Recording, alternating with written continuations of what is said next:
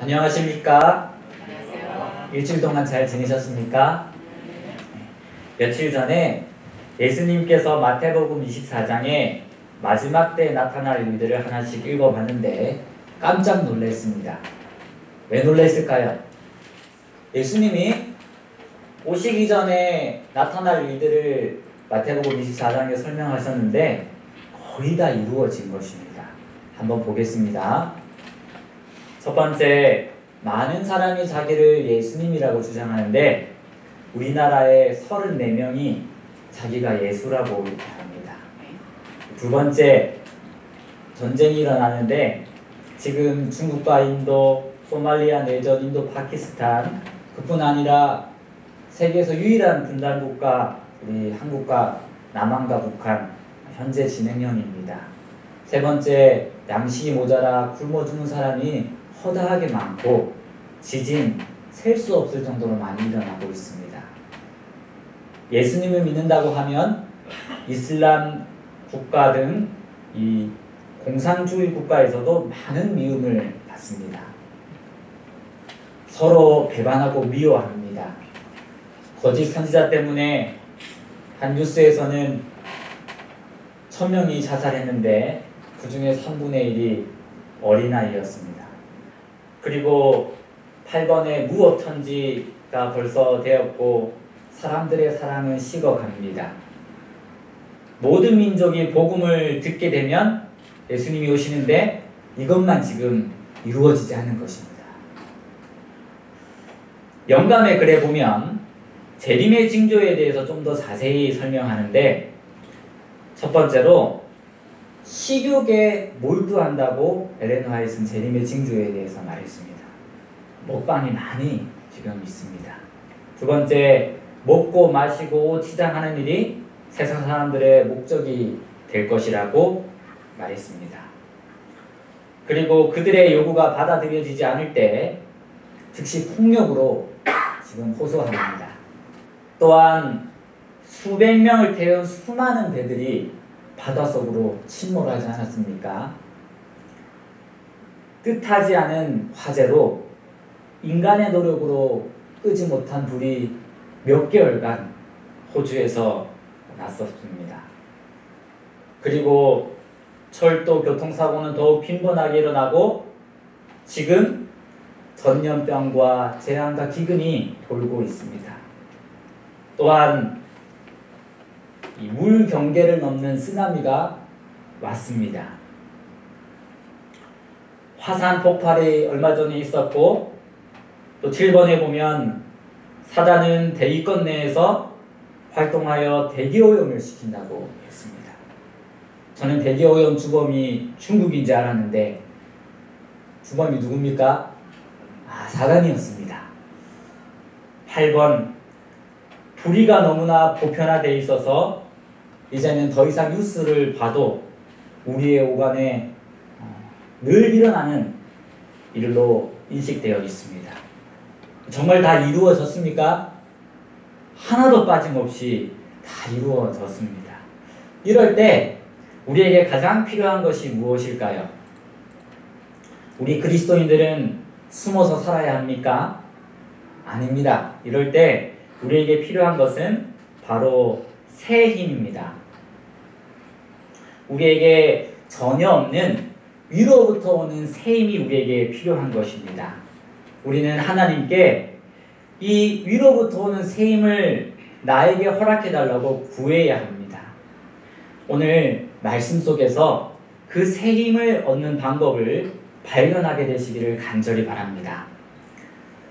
다 같이 하나님의 말씀, 우리 여호수아 3장 1절에서 6절에 있는 말씀 보시겠습니다. 여호수아 3장 1절에서 6절입니다.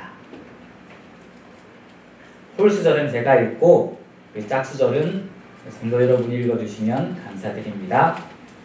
여호수아가 아침에 일찍이 일어나서 이스라엘 사람들로 더불어 시딤에서 떠나 요단에 이르러서는 건너지 아니하고 거기서 유숙하니라.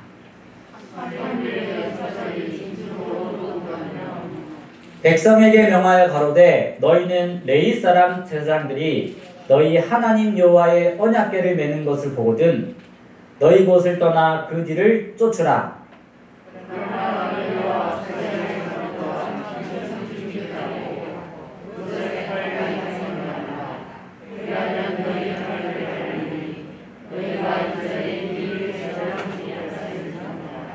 여호수아가 또 백성에게 이르되 너희는 스스로 성결케 하라. 여호와께서 내일 너희 가운데 기사를 행하시리라.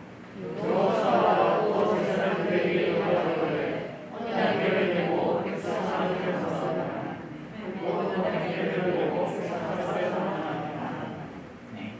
오늘 본문에 여호수아는 아침 일찍 일어납니다. 무슨 일이 있었길래 평소에도 일찍 일어났을 텐데 더 일찍 일어났다고 기록했을까요? 바로 2개월 동안 머물렀던 시딤에서 드디어 가나안 땅으로 들어가는 하나님의 말씀을 들은 것입니다. 그러나 현재 이스라엘 백성의 상황은 그렇게 좋지 않았습니다. 첫 번째로 그들을 애굽에서 출애굽시켜서 지금까지 인도한 모세가 죽은 상태였습니다. 그리고 그들 앞에는 강대한 성 여리고성이 있었습니다. 그뿐 아니라 가나안 주민들은 이스라엘 사람과 싸우려고 철통같이 지금 대비를 하고 있었습니다. 네 번째로 40년 동안 그들을 인도해 왔던 불기둥과 구름기둥을 이제는 없어져서 볼 수가 없는 상태였습니다. 이때에 어떻게 해야 할까? 지도자뿐 아니라 어린아이에서부터 어른까지 하나님이 인도하여 주시지 않으면 한 발자국도 움직일 수 없는 그런 상태였습니다. 구조와 선지자 483페이지에 보면 모든 사람은 하나님의 도우심이 없이는 저희가 앞으로 전진하기를 기대할 수 없다는 것을 알고 있었다. 1년 중 이 계절은 봄이었다. 결정해야 되는데 이제 하나님의 말씀대로 건너가야 되는데 어떻게 해야 할지 어떤 방법으로 가야 할지 지금 난감한 상황인 것입니다. 어쩌면 우리도 이 자리에 앉아서 예배를 드리지만 나의 머릿속에는 이러지도 못하고 저러지도 못하고 앞으로 나아가지도 못하고 뒤로 돌아가지도 못한 만큼 난처하고 공경에 처하신 분들이 계실 것입니다. 이런 상황은 매 순간 우리에게 언제든지 찾아오고 또 현재 우리나라는 또 세계적으로 그런 상황에 처해 있습니다. 더더군다나 이 여리고성을 묘사한 글을 보면 이스라엘 백성이 짐치고 있는 바로 맞은편 강 건너 몇 마일 떨어진 곳에는 여리고성이 있었는데 그곳은 매우 크고 철통같이 방어되어 있었다. 이 여리고 성읍은 사실상 가나안 전국의 관문이었으므로 이스라엘의 성공의 가장 큰 장애물이었습니다. 여러분들에게도 장애물이 있습니까? 이럴 때 우리가 어떻게 해야 할까요? 잠시 여호수아가 쓴 여호수아서 1장에서 3장 내용을 간추려 보면 먼저 하나님이 요단강을 건너라고 말씀하시고 두 번째로 여호수아가 백성들에게 3일간 음식을 준비해서 시팀을 출발해 요단강에 가까이에 도착하게 됩니다. 그리고 요단강을 건너기 전에 그 앞에서 정탐꾼을 보냅니다. 그래서 이 여호수아서를 잘 읽어보면 여호수아서 순서가 어떻게 되냐면 3장 1절 사건 다음에 2장의 정탐꾼 내용이 가는 것이 순서입니다. 그리고 이 정탐꾼이 돌아오자 바로 다음 날 요단강을 건너라는 이 진군 명령을 여호수아가 내립니다. 그 말씀이 여호수아 3장 3절에서 5절입니다.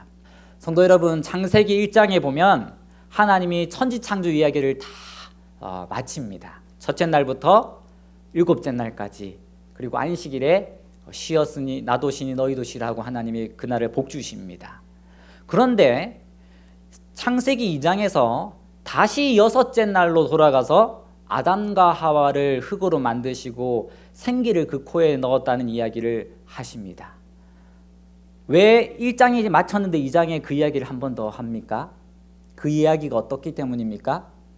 2장 이야기가 중요하기 때문에, 꼭 해야 되기 때문에 그렇죠. 그것처럼 이 여호수아서를 쓴 여호수아는 다시 이 요단강 처음부터 건넌 이야기를 하면서 3장에서 정말 꼭 하고 싶은 이야기가 있었습니다. 그게 무엇이었냐면 바로 이 두 가지였습니다. 언약궤를 매는 것을 보거든 너희 곳을 떠나 그 뒤를 쫓는데, 첫 번째로 2000규빗 뒤에서 쫓으라는 말씀과, 두 번째로는 5절에 너희는 스스로 성결하라라는 말씀을 이 요단강을 건너기 전에 합니다.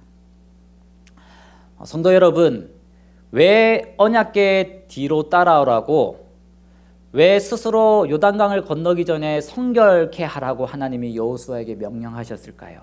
이것은 하나님이 여호수아에게 해도 되고 안 해도 되는 것이 아니라 하라고 하신 명령이었습니다. 왜냐하면 하나님은 너희가 가나안을 정복하기 위해서 꼭 필요한 두 가지 삶을 가르쳐 주시기 위함이었습니다.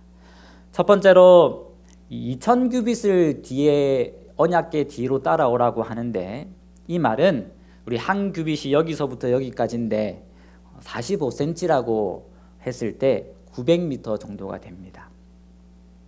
900m 뒤에 이 백성들이 따라오면 모든 지파 이스라엘 백성이 이 언약궤를 멀리서 이렇게 볼 수 있었습니다.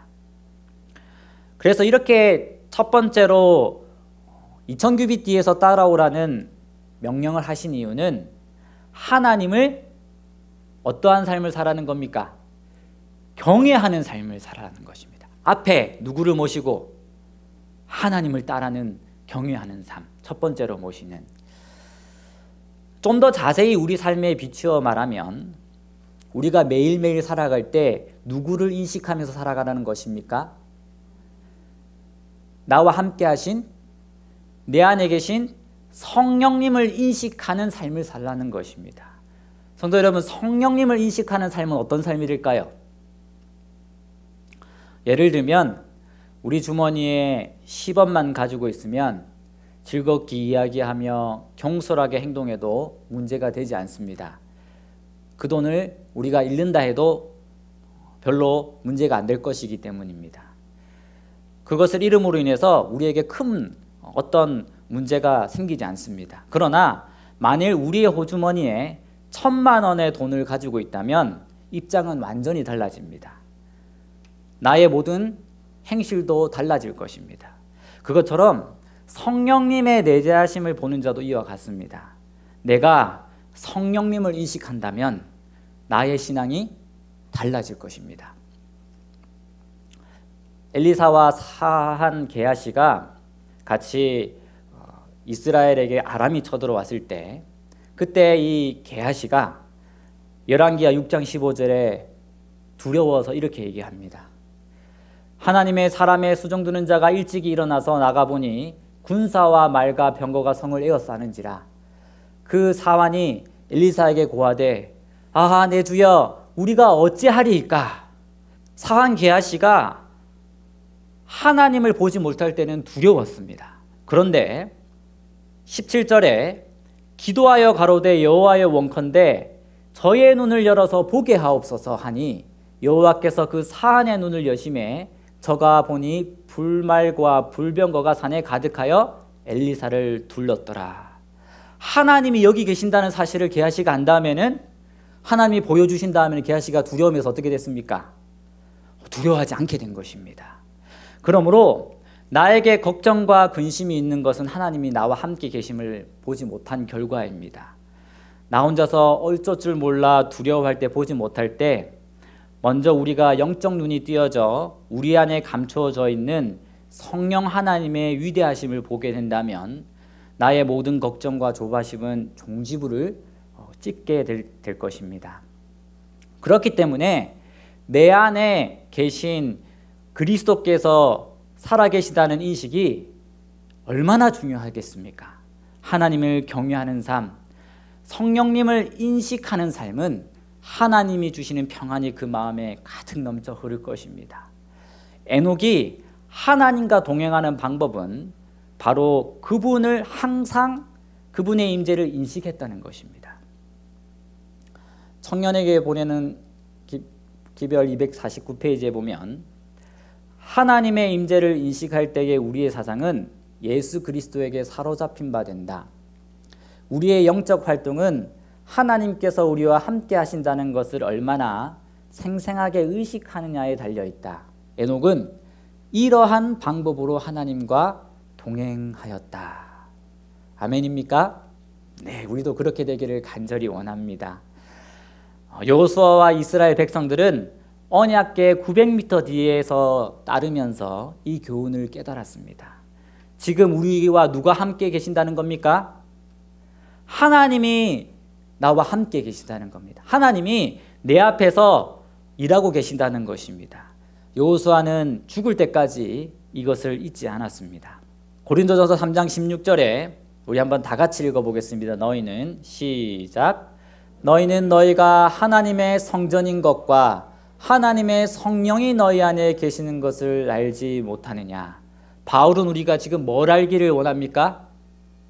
성령님이 너 안에 계시다는 것을 알려주는 것입니다. 내 안에 성령님이 계시다는 사실을 꼭 기억하게 되는 저와 성도님이 되시기를 바랍니다. 성령님을 인식하는 삶을 살 때에 나의 신앙은 완전히 달라지게 될 것입니다. 두 번째로 하나님은 여호수아에게 명령하기를 백성들에게 스스로 성결하게 하라고 말씀하십니다. 여러분, 우리가 스스로 성결하게 할 수 있습니까? 없습니까? 없죠. 근데 이게 무슨 말입니까? 우리를 성결하게 해주실 수 있는 분은 누구밖에 없습니까? 예수님밖에 없죠. 그래서 이 말이 무슨 말이냐면 나 자신을 그분께 온전히 드리라는 말입니다.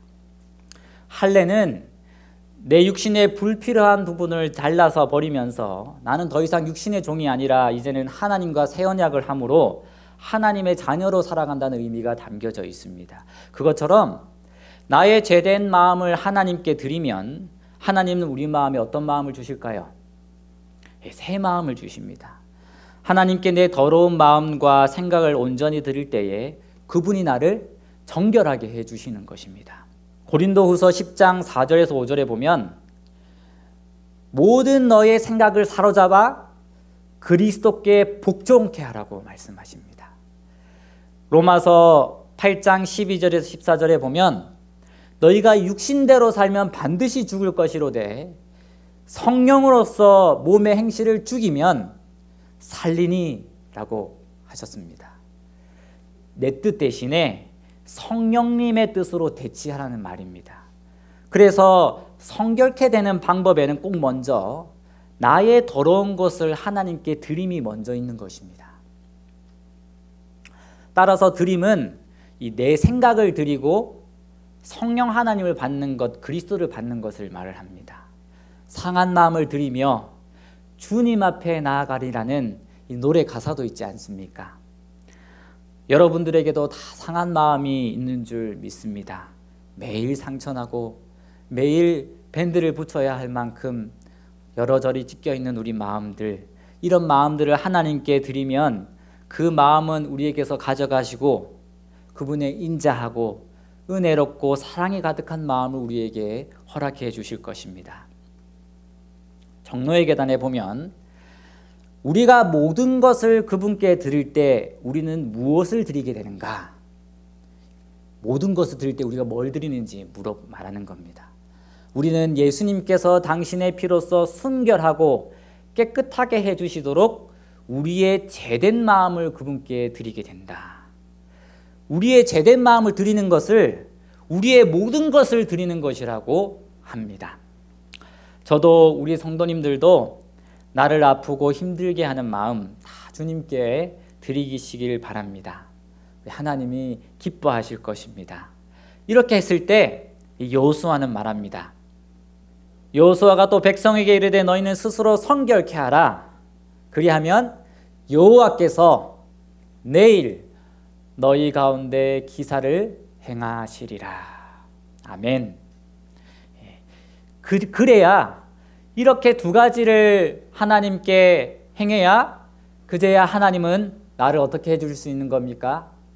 나를 도와주실 수 있고 나에게 하나님의 은혜를 베풀어 주실 수 있는 것입니다. 오늘 우리는 이 두 가지를 배웠습니다. 내가 해결하지 못하고 어려운 난간에 부딪힐 때에 우리가 가져야 할 두 가지 자세. 첫 번째 뭡니까? 언약궤를 따라가는 삶, 하나님을 경외하는 삶을 살라고 하는데, 그것은 내 안에 계신 성령님을 인식하는 삶을 사는 것을 말합니다. 그랬을 때 나의 말과 행동도 달라질 뿐 아니라 내 안에 감추어져 있는 성령님의 위대하심을 본다면 우리를 두렵게 하는 걱정과 조바심은 종지부를 찍게 될 것입니다. 두 번째로 스스로 성결하게 하라는 말씀처럼 내 자신을 주님께 온전히 드리는 삶을 살라고 하십니다. 어떤 마음을 드린다고 했죠? 나의 죄된 상한 심령을 드리는 겁니다.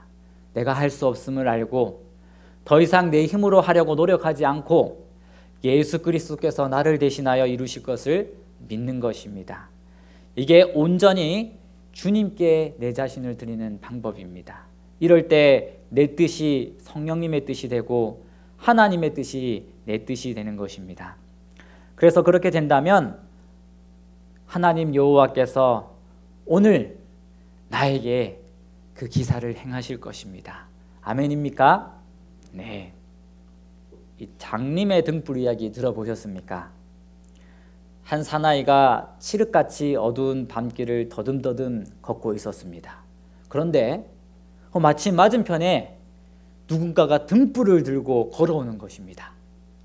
저 사람은 등불을 가지고 있으니 이렇게 어두워도 걷는데 불편이 없겠군. 그런데 잊고 이 두 사람이 마주치게 되는데 등불 들고 오는 사람을 보고 깜짝 놀라 걸음을 멈추었습니다. 알고 보니까 등불을 든 사람은 앞을 보지 못하는 장님이었던 것입니다. 뭐라고요? 등불을 든 사람이 누구라고요? 장님이었습니다. 이상하지 않습니까? 그래서 이 사나이가 의아해해서 물었습니다. 여보시오, 당신은 앞을 못 보는 분인 듯한데 등불이 다 무슨 소용이 있습니까? 그러자 등불을 들고 있던 장님이 입가에 미소를 띠며 말했습니다. 물론 저는 등불이 있다 하더라도 앞을 볼 수가 없습니다. 그렇지만 제가 이 등불을 들고 걸으면 당신처럼 앞이 보이는 사람들이 제가 걷고 있는 것을 보게 될 것이 아닙니까? 그러니 서로 부딪히는 일이 없겠지요. 당신이 이 등불 때문에 이렇게 어두운 곳에서 저를 발견하셨듯이요.